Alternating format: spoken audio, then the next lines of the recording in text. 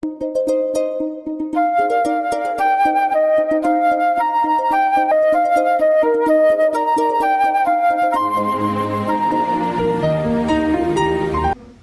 வாழ்க்கையை நான் எப்படி அமைத்துக் கொண்டிருக்கின்றேன்? விளையாட்டுக்காகவும் வேடிக்கைக்காகவும் அமைத்துக் கொண்டிருக்கின்றேன். என்னுடைய வாழ்க்கையை நான் விளையாட்டாக எடுத்துக்கொண்டேன். அதனை என்னுடைய வாழ்க்கைக்கு உரிய ஒரு மாபெரும் ஆற்றல் மிக்க நாளைய சுகத்திற்காக வேண்டி இன்று நான் சீர்பட்டு வாழ வேண்டும், திருந்தி வாழ வேண்டும். மனசாட்சியத்திற்கு விரோதமாக வாழக்கூடாது. என்னுடைய மனசாட்சியத்துக்கு விரோதமாக நான் செய்யக்கூடிய ஒவ்வொரு செயலும் எனக்கு துன்பச் சூழ்நிலையாக உருவாகி கொண்டிருக்கின்றது என்பதை நான் பயப்பட வேண்டும்.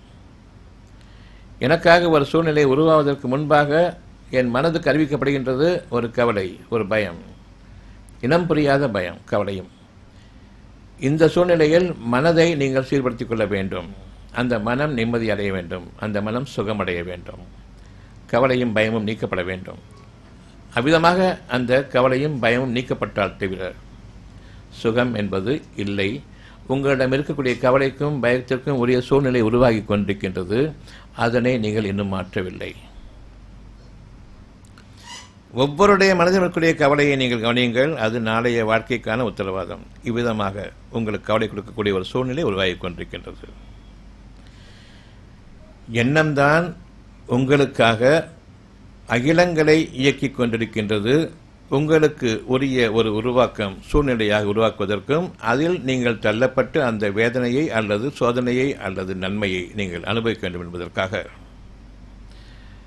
மனம் அமைதியாக இருக்கும்போது நன்மையான சூழ்நிலைகள் உருவாகி கொண்டிருக்கின்றன என்பதற்கு உத்தரவாதம். மனம் அமைதி இழந்திருக்கும் பொழுது அந்த அமைதி இழப்பிற்கு உரிய சூழ்நிலை, பரிதவிக்கக்கூடிய ஒரு சூழ்நிலை உங்களுக்காக உருவாகி கொண்டிருக்கின்றது என்பது உண்மை. உங்களிலோ பூமியிலோ நிகழும் எந்த சம்பவமும் அது நிகழ்த்துவதற்கு முன்பாக, உண்டாக்குவதற்கு முன்பாக உங்களுக்கு அது அறிவிக்கப்படாமல் இல்லை. உங்களுடைய மனதில் நீங்கள் உருவாக்காத அந்த கஷ்டங்களும் வேதனைகளும், நீங்கள் எதிர்பார்க்கக்கூடிய ஒரு துன்பமான சூழ்நிலைகளும் இறைவன் உருவாக்கி இருக்கின்றான். அது உண்டாகுவதற்கு முன் பயபக்தியோடு வாழ்ந்து வாருங்கள். சூழ்நிலைகளை பார்த்து பயப்பட வேண்டாம். இன்னும் உருவாகவில்லை. உருவாக்குபவன் அதை உருவாக்கிட வேண்டாமே, மாற்றி அமைக்க வேண்டுமே என்று அந்த பயத்தை மேற்கொள்ளுங்கள். எதை பயப்பட வேண்டும்? நாளைய வாழ்க்கையை, நாளைய சூழ்நிலையை, நாளைய ஒரு பிறப்பை, புதிய படைப்பாக ஒவ்வொரு நாளும் பொழுது புலர்கின்றதே, ஒவ்வொரு புதிய படைப்பாக ஒவ்வொரு நாளும் மாறிக்கொண்டிருக்கின்றதே. அந்த நாளை பொழுதை புலரச் செய்பவர்கள் நீங்களா? அந்த நாளை விடியச் செய்பவர்கள் நீங்களா?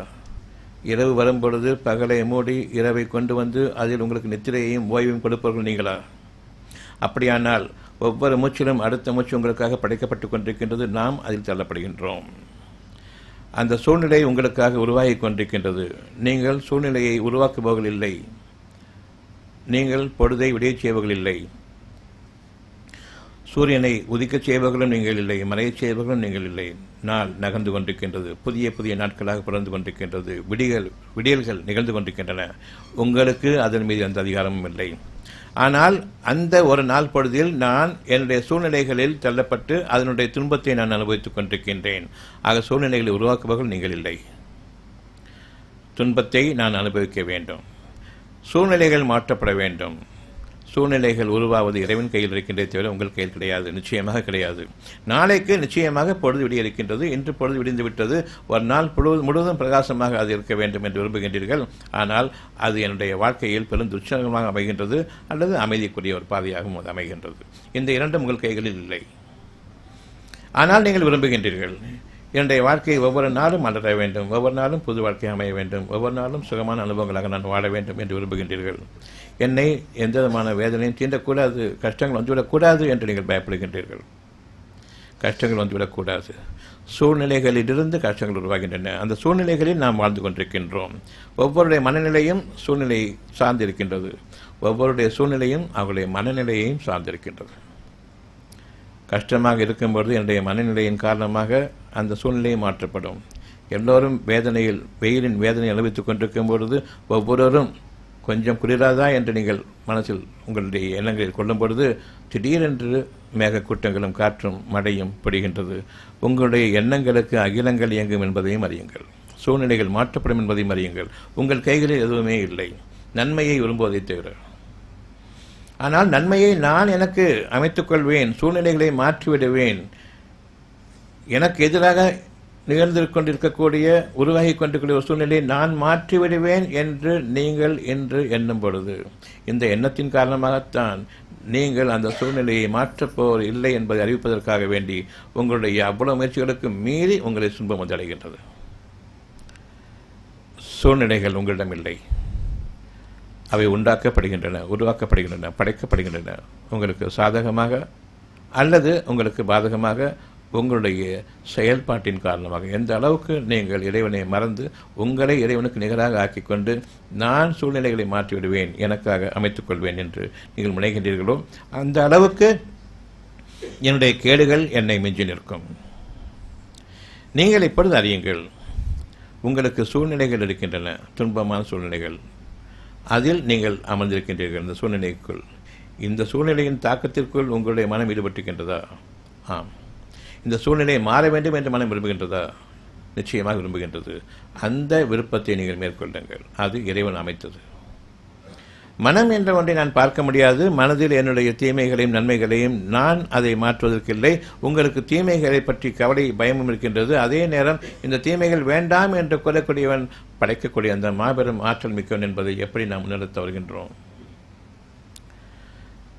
அந்த மாபெரும் ஆற்றல் உங்களுக்காக இயங்கிக் கொண்டிருக்கும் பொழுது எப்படி நீங்கள் உங்களுடைய எண்ணங்களிலிருந்து விலகி எனக்கு தீமைகள் ஏற்பட்டுவிடும், நன்மைக்கும் தீமைக்கும் இடையே எது நிச்சயமாக சத்தியமாக நிலைத்திருக்கும் என்பது உங்களுக்கு தெரியும். தீமைகள் நிலைத்திருக்குமா, நன்மைகள் தீமைகளை அடித்து நிலைத்திருக்குமா அந்த நன்மை, அல்லது நன்மைகளை அடித்துவிட்டு தீமைகள் நிலைத்திருக்குமா? எதற்கு அந்த சக்தி இருக்கின்றது? கெட்ட சக்திகளுக்கா, நல்ல சக்திகளுக்கா? கெட்ட சக்திகளுக்கு உரியவன் ஷைத்தான். நான் என்ற எண்ணம் வரும்பொழுது இறைவனுக்கு நிகராக நான் ஆகிவிட்டேன், நான் மாற்றிக்கொள்வேன், நான் முயற்சி செய்வேன் என்று இருக்கும் பொழுது, இறைவன் எனக்கு எதிராக ஒரு காரியத்தை நிகழ்த்தி கொண்டிருக்கும் பொழுது அதனையும் நான் மிகைத்து விடுவேன் என்று எண்ணும் பொழுது நான் கெட்ட சக்தியாக மாறிவிட்டேன். நல்லறிவு படைத்திருந்தும் பெருமையின் காரணமாக கெட்ட சக்தியாக நான் ஆகின்றேன். உங்களுக்கு நீங்கள் உங்களுடைய துர்பாக்கியங்களை நீக்கிக் கொள்ள முடியும் என்பது உண்மையானால் அதனை ஏன் முதல் முறையாக நுழைய விட்டீர்கள்? உங்களுடைய சூழ்நிலையாக ஏன் அமைத்தீர்கள்? தடுத்திருக்க வேண்டியதுதானே. இப்பொழுதும் சரி, உங்களுக்குள் கவலைகள் இருக்கின்றன, சூழ்நிலைகளை பற்றிய கவலைகள் இருக்கின்றன, அந்த சூழ்நிலைகள் உங்களை தாக்கக்கூடியதாகவும் இருக்கின்றது. முடிந்தால் அதை மாற்றுங்கள், முடியவில்லை என்றால் பணிந்து விடுங்கள். என் இறைவனை தவிர கதியில் என்று பணிந்து விடுங்கள். இதனை இறைவன் வரவேற்கின்றான், ஏற்றுக்கொள்கின்றான்.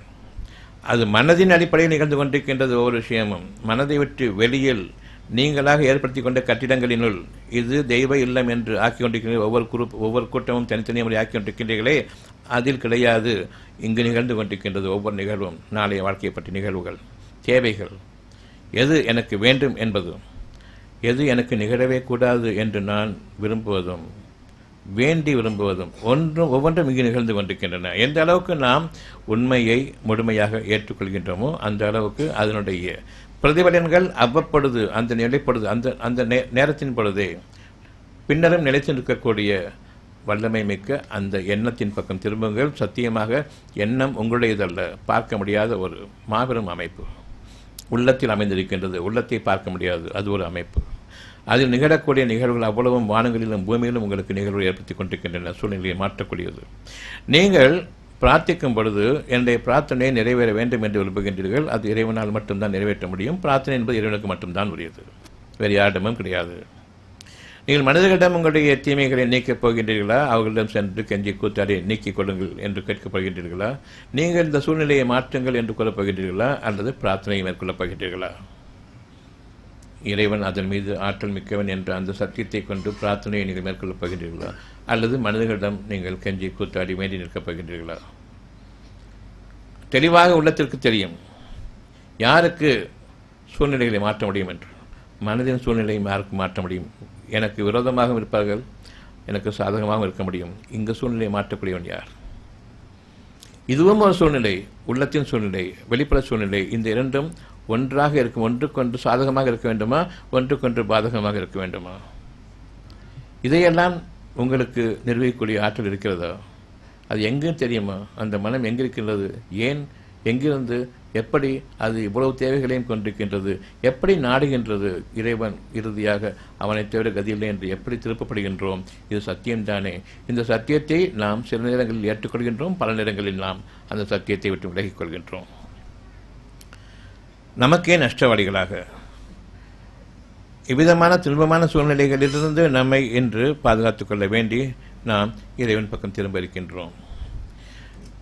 நான் எனக்காக ஏற்படுத்தி கொண்ட நஷ்டம் பிறருக்கு ஏற்படுத்திய நஷ்டத்தினுடைய விளைவு.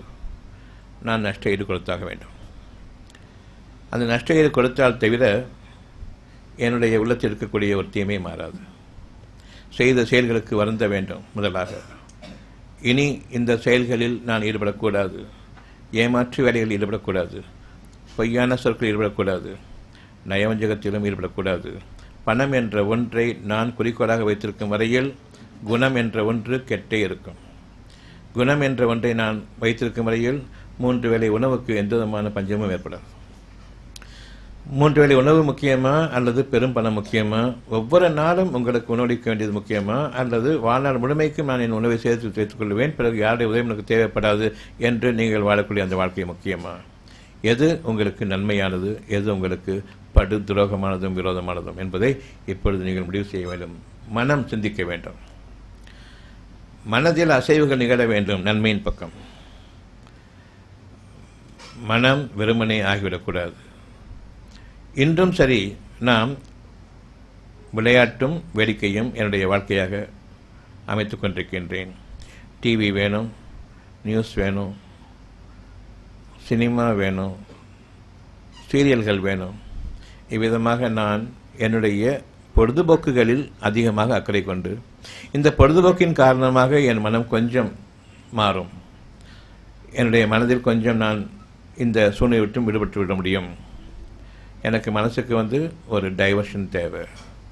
இந்த மனதில் இருக்கக்கூடிய ஒவ்வொரு நிகழ்வும் நிகழக்கூடியதாக உருவாகி கொண்டிருக்கின்றது என்பதை இன்று எந்த விதமான 2 கருத்துக்களுக்கும் இல்லாமல் சத்தியமாக ஏற்றுக்கொள்ளுங்கள். இதுக்கு வேறு விதமான கருத்துக்கள் கொள்ள வேண்டாம். நீங்கள் கவனிப்பீர்களானால் ஒவ்வொரு செயலும் உள்ளத்தில் முதலில் உருவாக்கப்பட்டு பின்னர் நீங்கள் செய்கின்றீர்கள். ஒரு சாப்பிடணும்னு நினைச்சாலும், காலை கடன்கள் கிடைக்கும் நினைச்சாலும், தூங்கப்போன்னு நினைச்சாலும் முதலில் எண்ணம், பிறகு உங்களால் அதை செயல்படுத்த முடிகின்றது. எண்ணம் செயல்படுத்துகிறது. எண்ணம் இல்லாமல் மனிதனுக்கு ஒரு செயல்பாடு கிடையாது. என்னுடைய நாள் கஷ்டமாக இருக்கக்கூடாது, என்னுடைய நாள் லேசாக அமைய வேண்டுமே என்ற எண்ணம், அந்த எண்ணத்தின் காரணமாக உங்களுக்கு ஓரளவுக்கு கஷ்டங்கள் நீக்கப்படுகின்றது, சூழ்நிலைகள் மாற்றப்படுகின்றன. நான் ஒரு காரியமாக போகிறேன், இது நடக்கணுமேன்னு அந்த எண்ணத்தோடு போகிறேன். அந்த நடக்கணுமே, எனக்கு சாதகமாக நடக்க வேண்டுமே என்ற பிரார்த்தனை உள்ளுக்குள் இருக்கும் வரையில் இறைவனால் அங்கீகரிக்கப்பட்டு விட்டது. அந்த உள்ளத்தில் இருக்கக்கூடிய பிரார்த்தனையை கொண்டு வெளியில் 4 பேரிடம் பேசி எனக்காக நீங்கள் சிபாரிசு செய்யுங்கள் என்று கூறும் பொழுது அந்த காரியம் கெட்டுவிட்டது. என்னுடைய காரியம் உயிரோட்டம் உள்ளதாக இருக்க வேண்டுமே தவிர என்னுடைய ஒரு காரியம் ஜடமாக என்று வரக்கூடாது. நான் குழந்தையை பெற்றெடுக்கின்றேன், இறந்து பிறக்கக்கூடாது, பிறந்தவனும் உயிர் பெறணும். அந்த உயிரோட்டத்தை கொடுக்கக்கூடியவன் இறைவன் தான். தாய்மார்கள் ஒவ்வொருவரும் அறிவார்கள், தங்களுடைய குழந்தைகளை பெறுவதற்கு முன்பாக என்னென்ன பயம் இருக்கிறதோ அவ்வளோ பயம் வரும். அங்கீகீனம் ஏற்பட்டுவிடக்கூடாது, கண்ணு காது மூக்கெல்லாம் ஒழுங்காக இருக்கணும், கைகால்கள் ஒழுங்காக இயங்கணும், நல்லபடியாக எனக்கு பால் சுரக்கணுமே, அவ்வளவையும் அவர்களுடைய மனதில் ஒரு உள்ளட்சமாக கொண்டிருக்கின்றார்கள். அந்த உள்ளட்சத்தின் காரணமாகத்தான் அந்த குழந்தை அழகான முறையில் வெளிவருகிறது தவிர டாக்டர்களின் காரணமாக இல்லை. யார் டாக்டர்களை அதிகமாக நம்பி உள்ளட்சத்தை விட்டுவிட்டு டாக்டர்கள் போதும் என்று நினைக்கின்றார்களோ பெரும் கஷ்டங்களும் பெரும் துன்பங்களும் அந்த குழந்தையிடத்தே இருக்கும். பிறந்த பின்னரும் சரி, ஒரே நோய் நோய் நோய் என்று அவர்கள் அல்லாடக்கூடிய அந்த சூழ்நிலை ஏற்படும். இதை பெறுவதற்கு பெறாமல் இருந்திருக்கலாமே என்ற சூழ்நிலை ஏற்பட்டுவிடும். இதற்கு மேல் குழந்தையை வேண்டாம் என்ற அந்த சூழ்நிலை ஏற்பட்டுவிடும். அஞ்சிக் கொள்ளுங்கள், குழந்தை செல்வத்துக்கு நிகராக எந்த செல்வமும் இல்லை. அந்த குழந்தைக்காகத்தான் பாலே சுரந்தது. வாழ்க்கையினுடைய ஆதாயம் ஒரு குழந்தைக்கு பால். அந்த பால் குழந்தை காரணமாக உங்களுக்காக கொடுக்கப்பட்டிருக்கின்றது. அதற்கு நிகரான உணவு கிடையாது. அப்படி இருக்கும் பொழுது உங்களுக்கு உணவு கிடைக்காமல் போயிடுமா? பாலை ஏற்பாடு செய்து கொண்டு நீங்கள் குழந்தையை பெற்றுக்கொள்ளவில்லை. குழந்தையை பெற்றிடுங்கள், பால் வரும். இந்த ஒரு சூழ்நிலையில் நான் ஒவ்வொரு நாளும் என்னுடைய புதிய வாழ்க்கையில் விடுதலின் போது பிறக்கின்றேன், புதிய பிறப்பாக பிறக்கின்றேன். உங்களுக்கான உணவு அங்கு இருக்கின்றது. உணவை தயாரித்து வைத்துக்கொண்டு நீங்கள் மறுநாள் பொழுதில் பிறப்பதன் காரணமாகத்தான் அந்த உணவு உங்களுக்கு ஒத்துக்கொள்ளவில்லை. ஆனால் இன்று உணவு இருக்கின்றது என்ற அந்த எண்ணத்தை கொண்டு யார் படுக்கச் செல்கின்றார்களோ, தங்களுடைய உணவை பிறருக்கும் தானமாக கொடுக்கின்றார்களோ, இந்த தானம் ஏற்றுக்கொள்ளப்படும். என்னிடமே கொஞ்சம் தானே இருக்கின்றது, நான் எப்படி மற்றவர்களுக்கு கொடுப்பது, எனக்கு தரித்திரம் வந்துவிடும் என்று யார் எண்ணுகின்றீர்களோ அவர்கள் ஏற்கனவே தரித்திரத்தில் தான் இருக்கின்றார்கள். படைப்பவன் இறைவன், உணவை படைப்பவன் இறைவன். சேகரித்து வைக்கும் பொழுது அதனுடைய நீர்ச்சத்து குறைகின்றது, அது காய்ந்து பதறாகி பின்னர் நீங்கள் வெறும் வைக்கோலை நீங்கள் மென்று விழுகி கொண்டிருக்கின்றீர்கள் என்பதை அறிய வேண்டும். அந்த பசுமைத்தன்மை மாறாமல் உயிரோட்டத்துடன் அது உங்களுக்காக படைக்கப்பட்டிருக்கின்றது. ஒவ்வொரு நாளும் படைக்கப்படும் என்று எண்ணுங்கள், நம்புங்கள். சேகரித்து வைத்துக்கொண்டு நான் வாழ்ந்துவிடுவேன், அப்பொழுது நான் இறைவனை மறந்துவிடலாம், நான் விளையாட்டாகவும் வேடிக்கையாகவும் என்னுடைய பொழுதுபோக்குகள் ஈடுபடலாம் என்று எண்ணிக்கொண்டிருக்கும் காலமெல்லாம் நாம் நன்றி கற்றவர்களாக இருக்கின்றோம். எப்பொழுது என்னுடைய பொழுதுபோக்குகளிலும் வேடிக்கைகளிலும் கேளிக்கைகளிலும் இருப்பேன் என்றால் எனக்கு எல்லாம் இருக்கின்றது, இனி என்னுடைய வாழ்க்கை சுகபோகங்களில் அமைவதுதான் என்று எண்ணுகின்றோமோ அந்த நாளிலிருந்து நமக்கு துர்ச்சகனங்கள் ஆரம்பமாகின்றன. பயபக்தியோடு யார் வாழ்ந்து கொண்டிருக்கின்றார்களோ, இந்த சூழ்நிலை இன்று இருக்கக்கூடிய ஒரு அழகான சூழ்நிலை, ஒரு நிம்மதி என்றும் இருக்க வேண்டுமே. இதற்கும் உணவுக்கும் சம்மந்தம் இருக்கின்றதா? உணவின் காரணமாகத்தான் நோய்கள் என்று அவர்கள் உணவுக்கு எனக்கு பத்தியமிடுகின்றார்கள். நோய்களிலிருந்தும் நான் மீளவில்லை, நிரப்பமாக உணவை கொண்டிருந்தும் நான் அதை தொட முடியாத அளவுக்கு எனக்கு தொட்டுவிட்டால் என்னுடைய நோய்கள் அதிகமாகும், உடலின் பாதகங்களும் அதிகமாகும். இந்த நோய் என்னை விட்டு நீங்க வேண்டும் என்றால் உணவை தொடக்கூடாது என்ற அளவுக்கு நான் கற்பிக்கப்பட்டிருக்கின்றேன். அவ்விதமாகவே பட்டினிகளோடும் நிறைய இருந்தும் உணவை உட்கொள்ள முடியாமலும், என்னுடைய பணத்தை கொண்டு எந்த ஒரு நன்மையும் நான் சம்பாதிக்க முடியாமலும், மாறாக மருந்துகளையும் விஷங்களையும் நாடி சென்று விலை கொடுத்து வாங்கி அதனை நான் உட்கொள்கின்றேன். மருந்துக்கு பதிலாக, உணவுக்கு பதிலாக மருந்தை நான் ஏற்றுக்கொண்டேன். உணவை மருந்து போன்று நீங்கள் பாவிக்க வேண்டும், மருந்தை உணவு போல் பாவிக்க வேண்டும் என்று ஊர் மக்கள் கூறக்கூடிய அந்த கெட்ட நடவடிக்கைகளில் நான் ஈடுபட்டு கொண்டிருக்கின்றேன். உங்களுடைய எண்ணத்தின் மீது நீங்கள் திரும்ப வேண்டும். அங்கு உங்களுடைய சத்தியம் உங்களுக்காக நிலவிக் கொண்டிருக்கின்றது. நீங்கள் நம்புங்கள். இப்பொழுது உங்களுடைய வாழ்க்கை நிலைபெற வேண்டுமென்றால், நீடித்து நிலைத்த வாழ்க்கை நன்மையான பாதையில் நிலைபெற வேண்டுமென்றால் உள்ளத்தில் இருக்கக்கூடிய அந்த அசைவுகளை கவனியுங்கள். இன்று எவ்வளவு கவலை இருக்கின்றதோ அதற்குரிய வாழ்க்கை, எவ்வளவு வேதனை இருக்கின்றதோ அதற்குரிய சூழ்நிலை, எவ்வளவு சுகம் இருக்கின்றதோ அதற்குரிய சூழ்நிலை. அந்த சுகத்திற்கான சூழ்நிலையில் நீங்கள் இருக்கும் பொழுது இறைவனை அதிகமாக நீங்கள் நினைவு கூறுங்கள். அந்த சுகத்தை வேடிக்கையிலும் கேளிக்கைகளிலும் பொழுதுபோக்குகளிலும் ஈடுபடுத்தாதீர்கள். நாம் இறைவனை மறந்தவர்களாக ஆகிவிடுவோம். வேடிக்கை என்பது பிறரை விளையாட வைத்து நான் வேடிக்கை பார்ப்பது. அது மனிதனா வேடிக்கை பார்க்கக்கூடிய குரங்குகளா என்பதை நாம் பார்க்க வேண்டும்.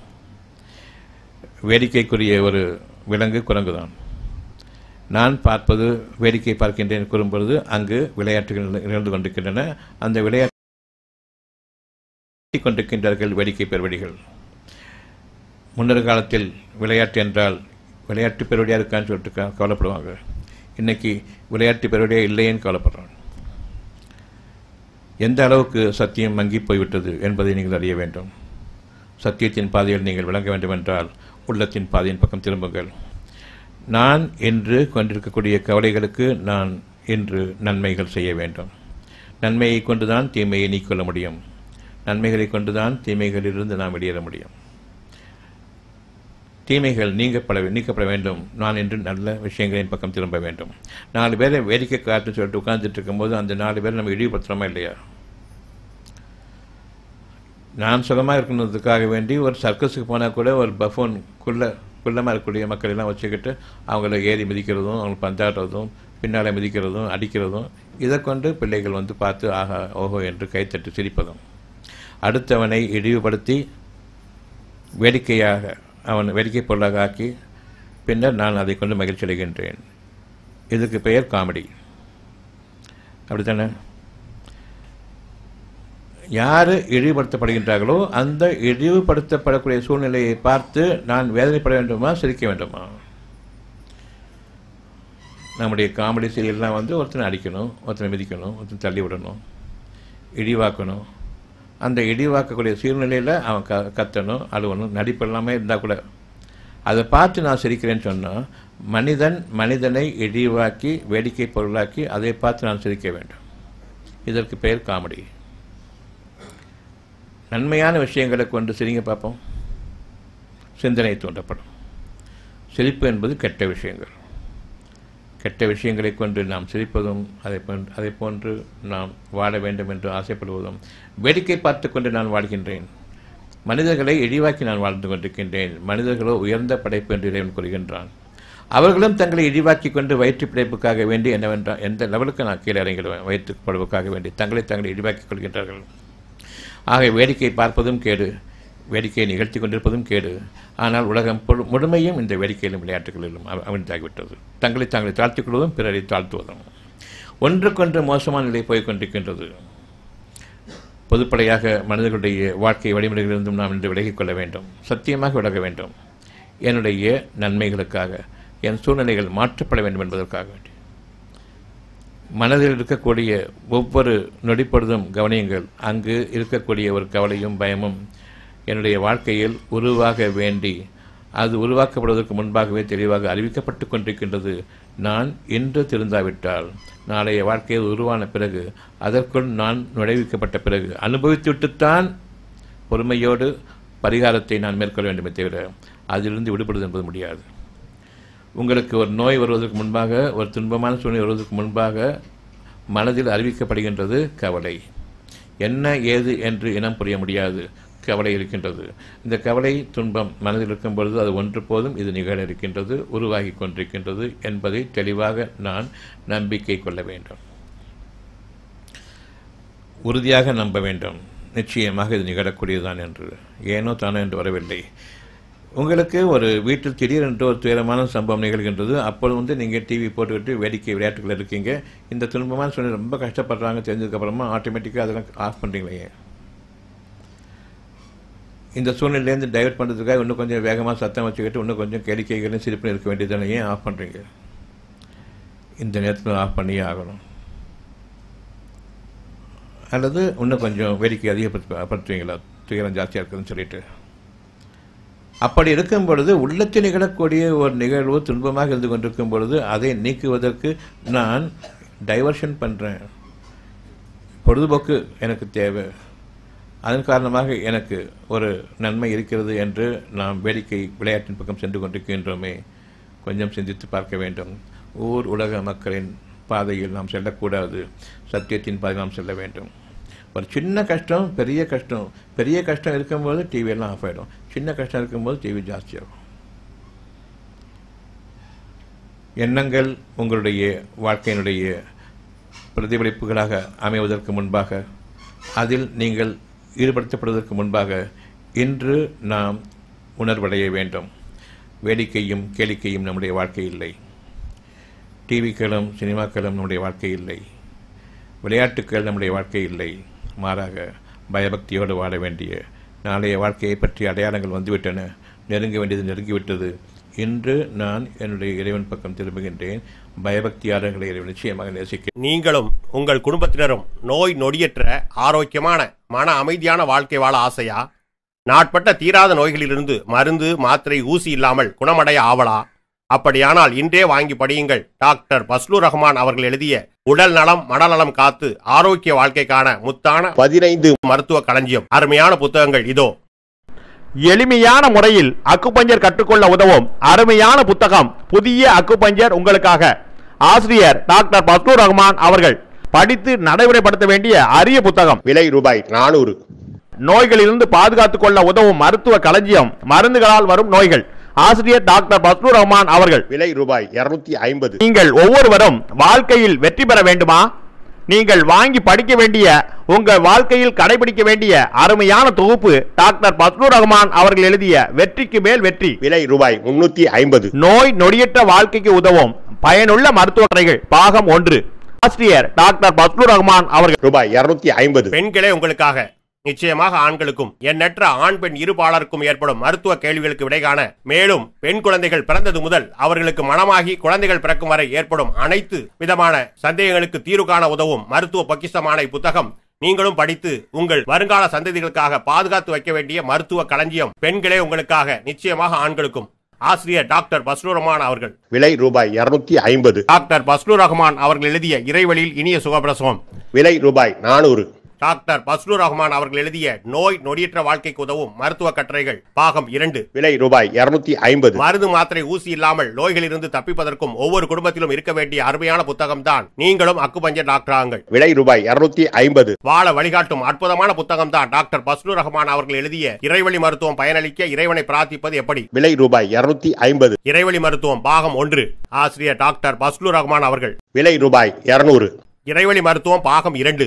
ஆசிரியர் டாக்டர் பஸ்லூர் ரஹ்மான் அவர்கள். விலை ரூபாய் 250. பிபி டயபெட்டிஸ் நோயாளிகளே உங்கள் நலனுக்காக. மேலும் டயபெட்டிஸ் பிபி பற்றி இன்னும் அறிந்து கொள்ள, நமக்கும் நம் சந்ததிகளுக்கும் டயபெட்டிஸ் பிபி நோய் வராமல் காத்துக்கொள்ள உதவும் அற்புத நூல்தான் டாக்டர் பஸ்லூர் ரஹ்மான் அவர்கள் எழுதிய பிபி டயபெட்டிஸ் நோயாளிகளே உங்கள் நலனுக்காக.